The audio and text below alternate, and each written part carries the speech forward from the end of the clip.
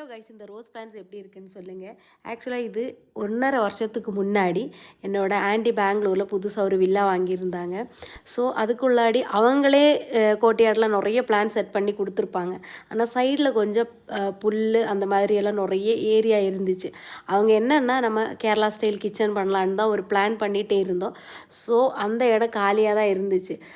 First அந்த மாதிரி plan பண்ணிகிட்டு இருந்தோம். அப்புறம் வேண்டான்னு சொல்லிட்டு விட்டுட்டோம்.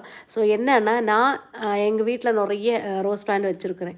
அதில் நான் கம்பு குத்தி எடுத்த ஒரு பிளான்ட் இருந்துச்சு. நான் கம்பு வச்சு நம்ம ரெடி பண்ணுவோம் இல்லையா, அதை போயிட்டு இந்த ஃப்ரீயாக இருந்த வேக்கண்ட் லேண்டில் நான் கொண்டு வச்சேன் பாருங்கள். சின்ன ஒரு பிளான்ட்டாக இருந்தானே அந்த டைம்லேயே நிறைய ஃப்ளவர்ஸ் இருந்துச்சு. ஸோ இப்போ இந்த நிலைமையில் இருக்குது பாருங்கள், எவ்வளோ அழகாக இருக்குதுன்னு சொல்லிட்டு. ஆக்சுவலாக எங்கள் ஆண்டி இந்த புல்லெல்லாம் நல்லா செத்தி நல்லா சூப்பராக தான் வச்சுருப்பாங்க. இப்போ எங்கள் ஆண்டி உடம்பு சரியில்லாமல் இருக்கிறாங்க, அதனால் கொஞ்சம் புல்லெல்லாம் இருக்குது.